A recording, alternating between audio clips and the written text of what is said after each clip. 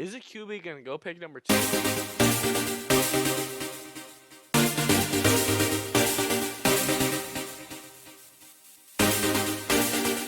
So yeah, we are going to be hitting you guys with a post Super Bowl mock draft. The draft is nearing closer and closer and closer.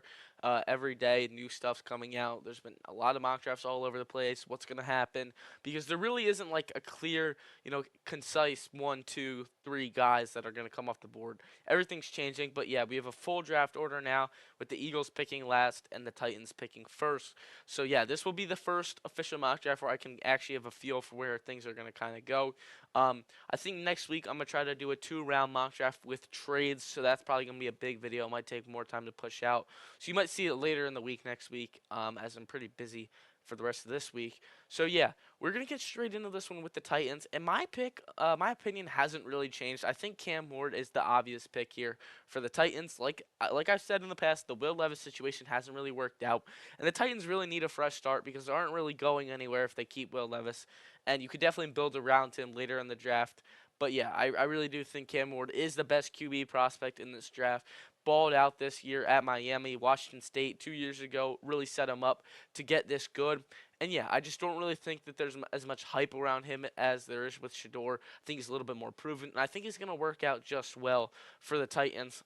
Not the strongest, I mean, a decent QB class. I won't say not the strongest, but not a lot of first round talents. It's really just him and Shador. Jalen Milrow kind of flunked his first round um, projection at the Senior Bowl. As he looked pretty awful there, which we talked about last week. But yeah, I think Cam Ward's the number one pick. And at number two, this is where I'm going to change things up. We're going to try a little new variant with Shador Sanders at number two. In the past mock draft, I was saying that Abdul Carter is going to go number two. I do think Abdul Carter is one of the better prospects in this draft, but Myles Garrett, it's kind of uncertain. Obviously, I think he's going to get traded there, but I do think that maybe the Browns take the QB route and just restart.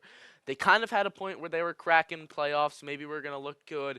Then they kind of regressed a little bit. Now there really just isn't any hope if you're a Browns fan. Deshaun Watson coming towards ACL is going to be coming off an injury. Probably won't start week one regardless.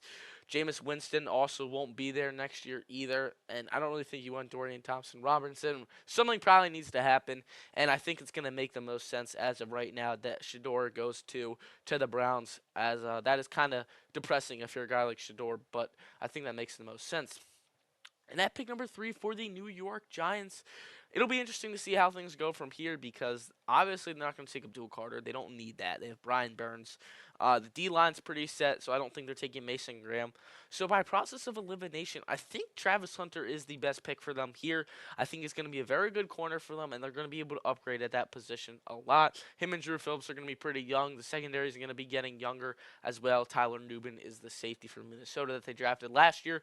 So trying to youngerize, that's not even a word, but trying to get the defense a little bit more young is probably going to be one of their top targets if they don't do that here at pick three. But I do think that that makes the most sense based on if the draft board goes as follows. And at pick number four, also very interesting. Abdul Carter is probably going to go here to the Patriots. I mean, Abdul Carter is the best defensive edge rusher in this draft. He showed it during the college football playoff. I think any team he goes to is going to work well. I just think he really needs a defensive-minded head coach and a good defensive coordinator that's going to be able to use him because he's very fast. He's not the biggest edge rusher, I'll say. He's 250, 6'3", but he's very dynamic. A lot of people obviously compare him to Micah Parsons. I think that he might be even a little better. He's just a little less big, but he's fast, and he's definitely going to be able to play some. He's going to be a very good edge rusher, but I honestly wouldn't be surprised if they got him guarding some guys like tight ends, maybe even some pass coverage, etc. He'll be like Zach Bond, but an edge rusher in my eyes. Is kind of how I view him. And at pick number five here, another interesting place. And offensive tackle is kind of shaped up to be the theme here for the Jaguars, and I'm interested to kind of see where they go. I think they're one of the teams that is a little bit in a sticky situation, just based off their roster. And how things are going right now for them. Trevor Lawrence is going to need some help around him. The O-line is a little weak. You got guys like Brandon Scherf who are aging constantly. Offensive guard like Brandon Scherf is going to be gone is probably going to be one of their biggest needs. I don't think it's a little too early, but I think this is one of the teams that you could definitely see trade down into the later in the first round. But one thing I will say is that Mason Graham is by far the best player on the board right now on the defensive side of the ball. And I think that they're just going to have to take the best available just because that's kind of how things are going to end up turning out for them. But I mean, either way, he's a beast. He's shown that, and Michigan is known for bringing out really good defensive linemen and people on the defensive front of the ball. Very good edges, Ojabo, David Hutchinson. The list goes on, and they have a pretty good draft class coming out this year. So I think regardless of the route they go, they'll get a strong guy there at pick number 5, and hopefully they can revamp that defense a little bit as it looked pretty bad last year. At pick number 6, for the Raiders, I really do think that the Raiders need a playmaker. I think that is probably their biggest weakness. And that's what I think that they should get here at pick number 6. And I think it's between two guys in Ashton Jeanty and Tetairoa McMillan. Which one's going to be more versatile for them? I had them taking McMillan in the last one. I think Jeanty is going to be a very good piece regardless. They don't really have a true running back one. And I think Ashton Jeanty is going to go off the board very high. As whatever team he goes to, he's going to be a solid playmaker. And, I mean, 2,000 plus yards in the Heisman. Or, I'm sorry, he didn't win the Heisman. He should have won the Heisman. But Heisman runner-up, it's going to get you pretty high up on these draft boards. And I think a lot of teams are going to be looking at him just because they want a playmaker and they need a facilitator. And that's exactly what the Raiders need. And I think that's going to boost their offense a lot. I picked number 7 with the Jets. Another interesting pick because it's kind of hard to exactly decipher what they're going to do, considering that they just announced they will not be sticking with Aaron Rodgers. They're probably going to bring in a cornerback next this offseason. Maybe work out Jordan Travis behind him. I'm not really sure how his development kind of went with Aaron Rodgers being there. Maybe he mentored him a little bit if I had to guess. But they're probably going to get a short-term QB just for the season because the Jets they're in a shit show regardless. So I think probably just setting them up for the most success around is going to make the most sense here. And I think Will Campbell is going to be a very good outside tackle help. And it's going to provide them with protection. It'll give Breece Hall some more room to run, get Braylon Allen some carries as well. Overall, you just want to fill in holes that are going to be able to be filled in with a short-term QB for a year.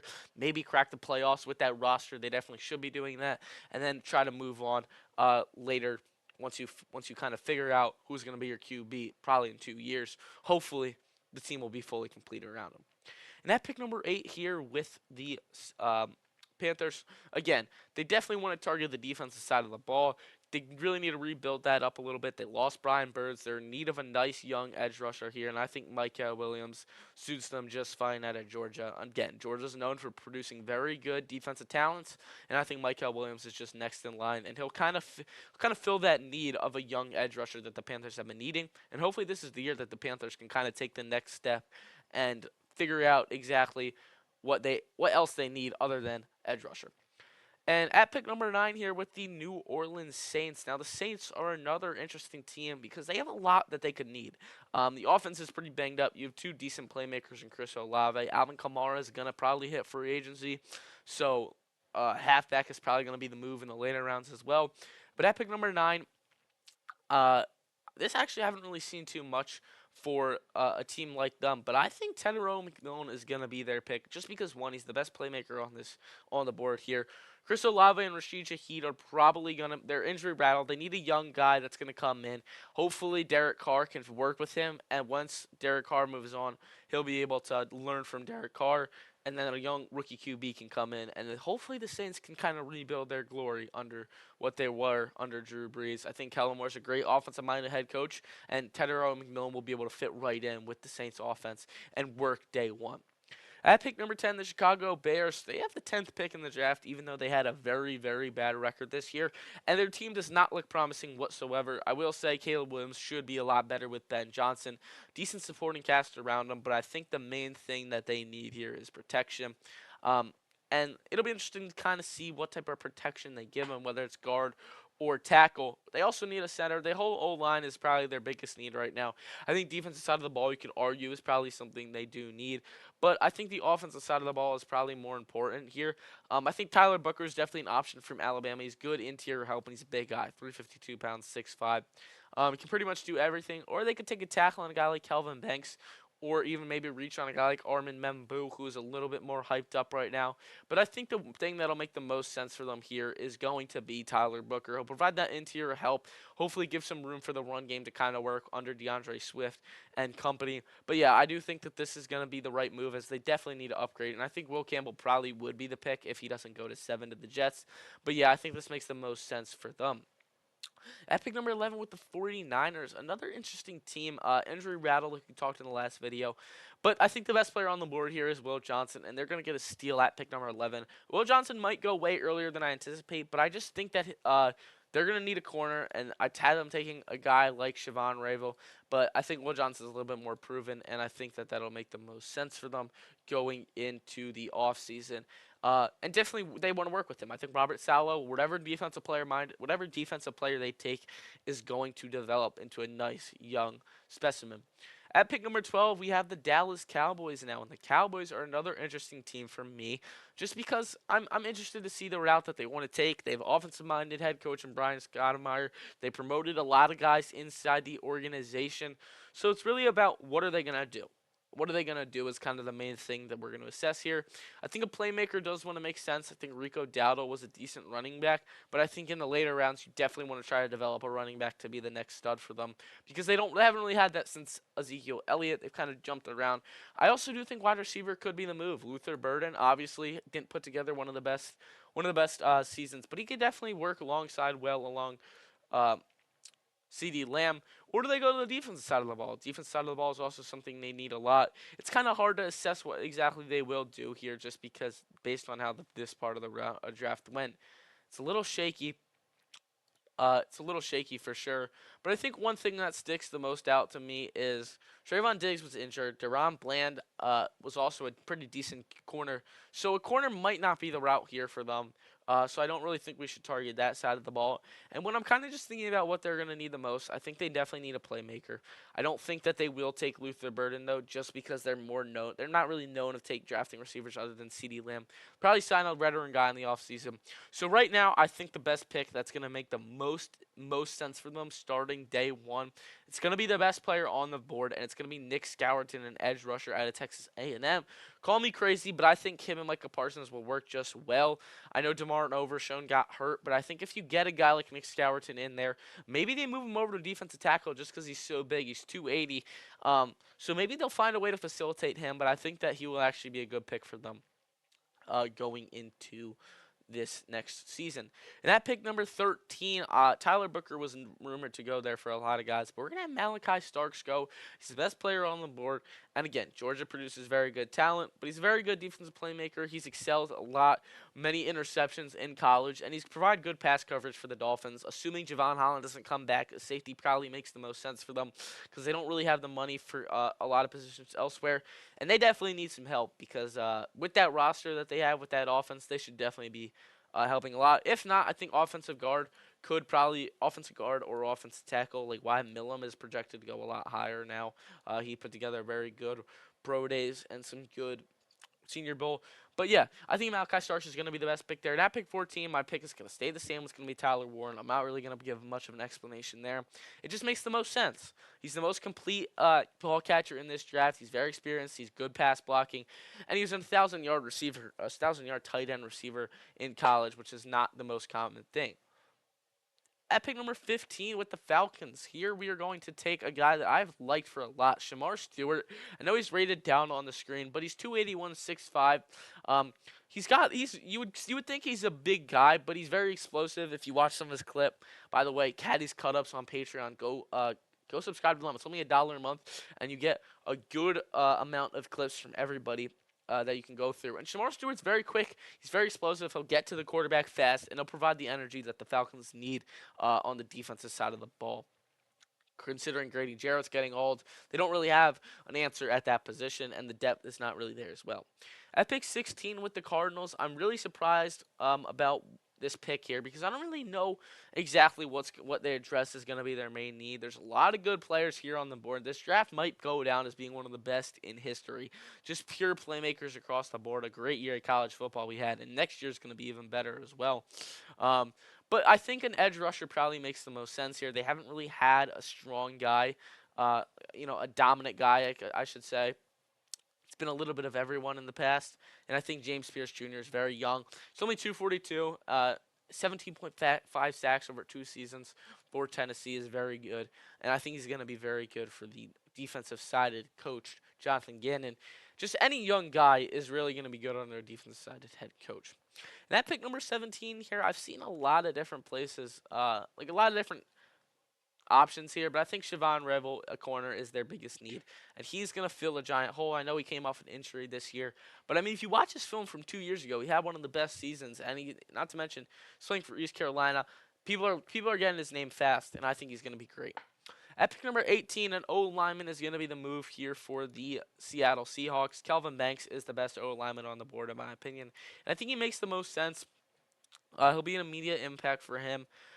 They're saying he's going to be the top 10 pick. I don't really know about that. But yeah, he definitely could go earlier than 18, as he has been ranked as one of the highest players for a long time in this draft class. And he's one of the best tackles, as he is only going to be the second tackle off the board behind Will Campbell. At pick number 19 for the uh, Buccaneers here. Sorry, I completely just forgot their name for a sec. Buccaneers put together a pretty surprising year, and I think they have what it takes to do even better. And that's where Luther Burden's going to come off the board. Luther Burden is by far one of the best receivers in this draft. 5'11", 210 pounds. He's a dynamic inside threat who drives with the ball in his hands.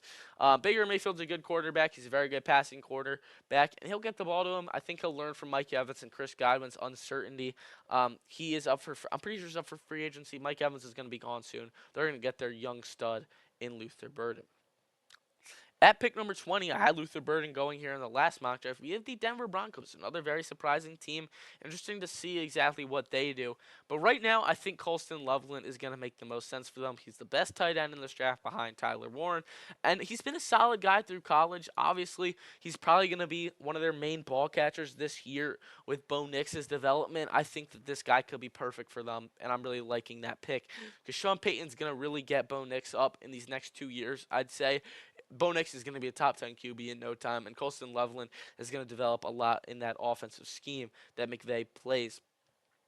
At 21 with the Pittsburgh Steelers. Pittsburgh, another team where you don't really know where they're going to go. They announced they're moving on from Russell Wilson. You have guys like Justin Fields heading for agency, and I think a quarterback could be the move here. Not a lot of first-round talents, though, so I don't know if they're going to want to reach, but I think we will have to figure out in that 2-round mock draft what is going to be their main priority. But at pick number 21, I'm going to have them taking Matthew Golden. Him and George Pickens are going to be very nice, and any cornerback that comes in there is going to have some very good ball catchers. I think receivers kind of been one of their more shaky things. Pickens was injured. Not a lot of good ball catchers other than Freiermuth on that team. Ever since moving on from Deontay Johnson, they haven't really been able to find their number 2. Here they will with Matthew Golden. At pick number 22 with the Chargers, we are going to be taking a guy that I had going to them in the last one. I do think it's going to be a Michigan talent. Kenneth Grant was coached under Jim Harbaugh. It just makes the most sense, and it's a position that they really need to fill. Not sure if Kenneth Grant's the best defensive tackle left on the board, considering you do have guys like Tylee Williams and Walter Nolan on the board. Will they take him? Most likely. At pick number 23 with the Green Bay Packers now. The Packers are another interesting team just because they're a little overrated and they don't really have that star-studded offensive receiver or tight end. And I don't think they're going to get one here this early in the draft. I think later in the draft you definitely want to target some of these mid-round guys, especially these 3, Higgins, Johnson, and Jalen Royals. But again, I don't really think you want to crowd to that more overcrowded wide receiver room. And definitely want to target the defensive side of the ball here. And I think a corner could be in play, or they could definitely try to get an edge rusher here. Some decent ones left on the board, like Landon Jackson out of Arkansas. Could be the move. Mike Green out of Marshall is just getting higher and higher as we make these videos. Kyle Kennard is also very good out of South Carolina. People are saying he could be first-round talent as well. But overall, I think the thing that's going to make the most sense for them here is a corner. Benjamin Morrison is a proven good corner in college football. I know he was hurt this year, but, dude, he's still a very good corner. He's a name in the draft that people are going to really want. And he's good physicality. It's exactly what the Packers are going to need, considering Jair Alexander has looked a little sluggish in the past. It'll be interesting to kind of see how they address that situation. At pick number 24, a pick that I still had to this day, Nick Amon-Wari out of South Carolina. This dude is huge. He is huge, 227, 6'3", rare safety size. He reminds me a little bit of Isaiah Simmons, who I guess it was came out of Clemson. They moved into the linebacker. It'll be interesting to see if they can kind of pick something apart here with Nick Amenwori. Maybe versatile him. Maybe put him as a linebacker. He's going to be a big tackler, and he's going to be a good upgrade to this Kansas City defense. And he could definitely learn from a guy like Harrison Smith, which is what I mentioned in the last video.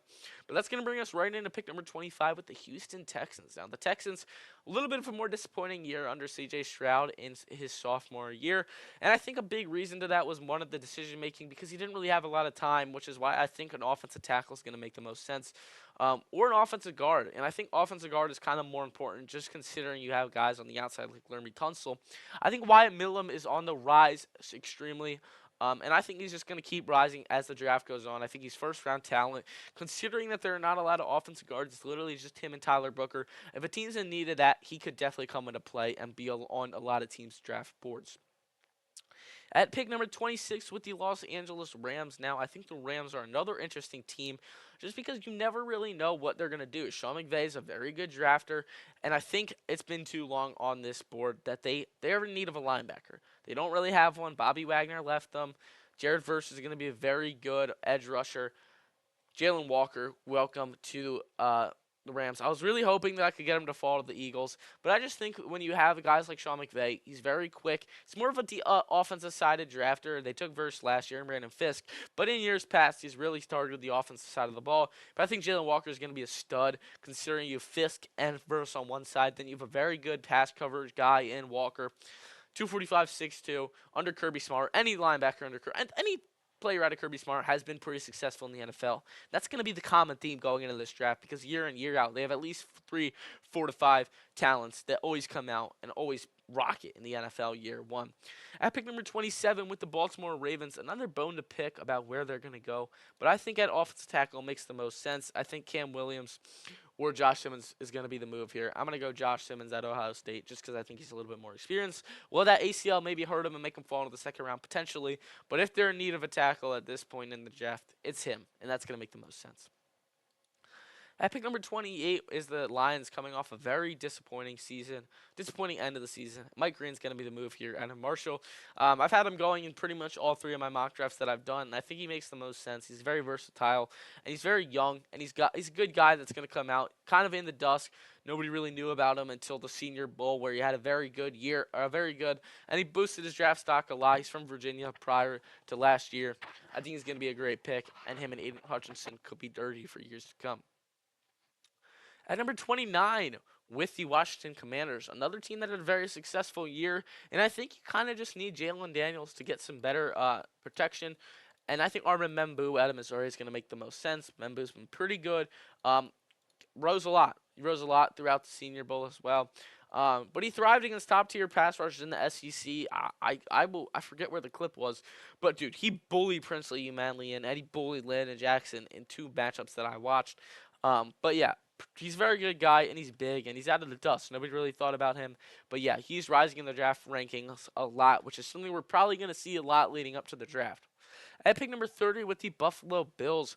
Bills are probably going to be in the play for a secondary type of guy, considering that their secondary is a little young and kind of uncoordinated. Taylor Rapp's kind of their only guy there. Christian Benford, DeMar Hamlin, Cole Bishop. It's a little bit of a shaky room, and I think safety is probably going to be the best option here. You got guys like Jahdae Barron and Xavier Watts, who both boasted very good seasons. I think Xavier Watts put together a little bit of more complete complete, just considering he had 5 interceptions, 9 pass breakups. Bills are going to get their guy, and the defense just grows younger and better to support them. At pick number 31 with the Kansas City Chiefs now. Chiefs are another team where, looking at the Super Bowl, the offense is getting old, okay? I will say that. Xavier Worthy was a great pickup in last year's first round. They got him at pick 32. Great pickup there by him. Travis Kelce's getting old. Chances are he retires soon. And I think they maybe find their successor here in Harold Fannin Jr. from Bowling Green. He led college football in receiving yards for a tight end. And they're saying he's like a Deebo Samuel type weapon. He's only 238, 6'3". He's a huge guy. He's going to be a great blocker and a great, great ball catcher. I think Kansas City, I hate to say it, but they're going to know how to use him to the best of their abilities. which takes us right in to end the first round at pick number 32 with the Eagles. Wouldn't be surprised if they trade down here, considering looking at their draft board for me. And I feel a little shaky, just not really knowing exactly what's going to make the most sense. I think a linebacker like Jahad Campbell should definitely be in play for them, just because it's really uncertain if Zach Bond is going to be able to re-sign with us, just considering his timetable on his money, or they maybe get an edge rusher considering Josh Sweat is not coming back. And I think that's what I'm going to do. And I think I'm going to reach on a guy like Kyle Kennard, who I think has been very explosive this year. 6'4", he's 250. He's going to get around fast, and he is going to work just well in this defensive scheme alongside Vic Fangio. So yeah, that's going to do it. Here's the full results of the mock draft. Let me know what you guys changed. I'm trying to watch as much film as possible just to provide you guys with the best insight, but it's really hard covering all 32 teams and covering like 50, 60 potential first round prospects. So yeah, let me know what you guys think about this one. Thank you guys so much for watching. I'll see you guys in the next one. Peace.